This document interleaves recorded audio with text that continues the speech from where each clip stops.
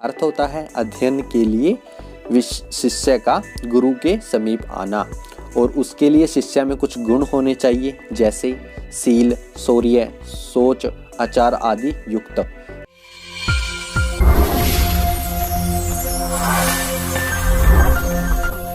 Hello everyone, welcome to Ayurveda world.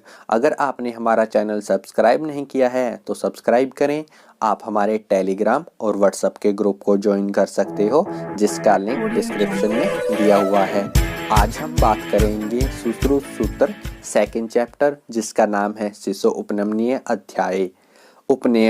उपनयन संस्कार होता है, आप सबको पता है। हमारे जन्म से लेकर मृत्यु तक 16 संस्कार किए जाते हैं, और कुमारों के जो संस्कार है उसके ऊपर वीडियो आपको प्रोवाइड की जा चुकी है। अगर आपने वो नहीं देखी है तो वो भी आप जाके देख सकते हो। सबसे पहले उपनयन शब्द का अर्थ क्या होता है, जो कि चैप्टर में नाम में है। शिष्य यानी स्टूडेंट, यानी उपनयन का अर्थ होता है अध्ययन के लिए शिष्य को गुरु के समीप आना। यानी पहले क्या होता था कि आजकल तो स्कूल में भेज देते हैं, पहले गुरु से शिष्य लेने के लिए गुरुकुल में भेजा जाता था। ठीक है, तो उसके लिए एक संस्कार किया जाता था शिष्य के लिए, उसे हम कहते हैं उपनयन संस्कार। और उसी से रिलेटेड ये चैप्टर बताया है आचार्य सुश्रुत ने।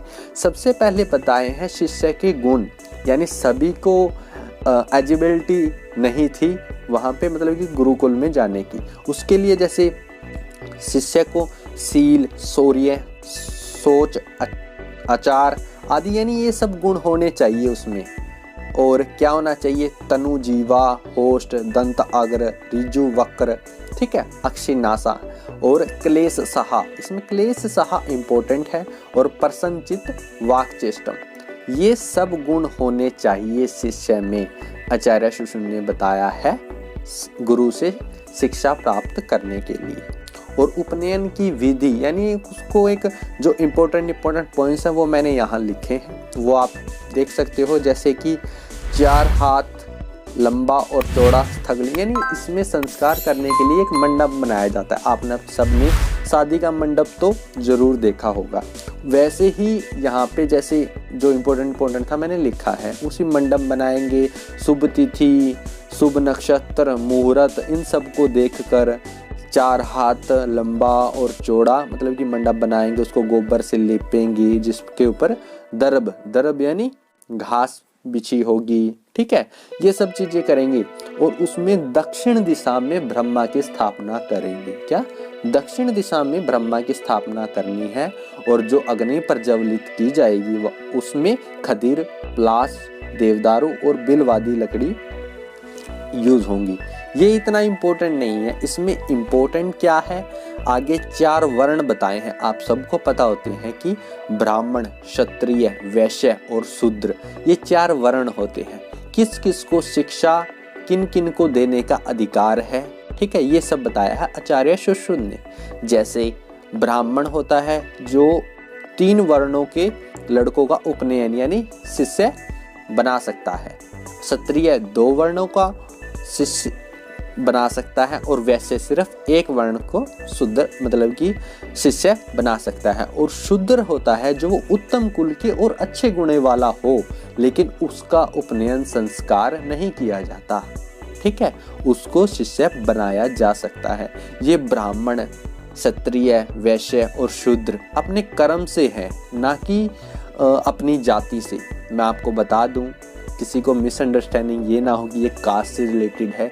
ब्राह्मण का काम होता है शिक्षा देना, क्षत्रिय का काम होता है रक्षा करना, वैश्य का काम होता है धन अर्जित करना, और शूद्र का काम होता है इन जो 3 उपवर्ण है उनकी सेवा करना।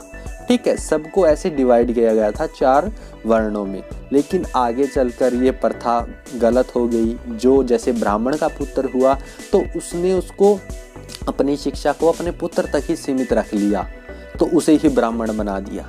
ठीक है, क्षत्रिय ने वैसे ही किया, अपने पुत्र को ही क्षत्रिय बनाया, वही उसको शिक्षा दी, और वैश्य ने भी ऐसे ही किया, और शूद्र। तो मतलब कि ये जाति से रिलेटेड नहीं है, उनके कर्म से है। यानी कोई शूद्र जाति का, जैसे आजकल होते हैं, शूद्र जाति का भी ब्राह्मण हो सकता है और ब्राह्मण जाति का भी शूद्र हो सकता है। ठीक है, तो ये मैंने जस्ट आपकी क्लैरिफिकेशन के लिए बता दिया। ठीक है, अब आचार्य सुश्रुत ने अध्ययन का निषेध बताया है कुछ दिनों में, जैसे कि कृष्ण पक्ष की अष्टमी व समाप्ति के 2 दिन, यानी जो चतुर्दशी या और अमावस्या की होती है उस दिन हमें अध्ययन नहीं करना चाहिए। सूर्योदय और सूर्यास्त के समय और शमशान में, यात्रा काल में, ठीक है, राजा के आपातकाल में, ये इन दिनों में हमें अध्ययन नहीं करना चाहिए। तो आज हमने देखा शिशो उपनमनीय सुश्रुत सूत्र 2nd चैप्टर।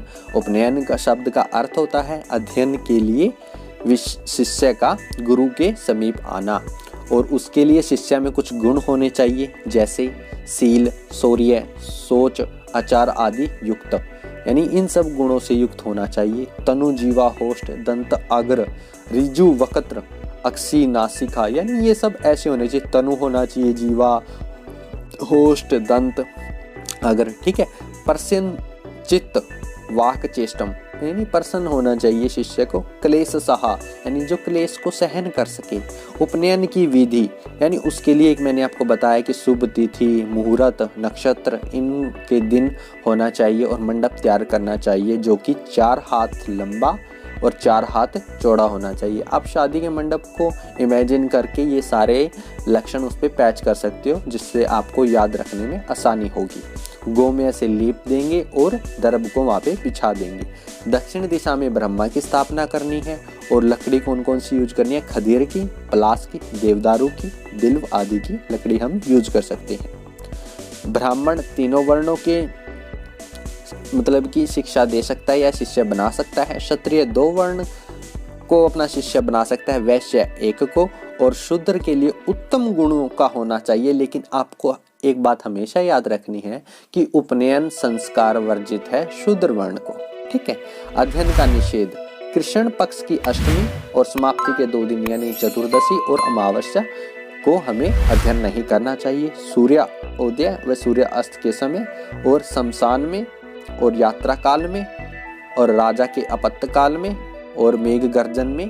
ठीक है, ये सब कुछ एक है जहाँ के आचार्य सुश्रुत ने अध्ययन का निषेध बताया है। इस प्रकार आज हमने देखा सुश्रुत सूत्र 2nd चैप्टर। तो अगर आपको ये वीडियो पसंद आई हो तो लाइक करें, शेयर करें, सब्सक्राइब करें। Thank you.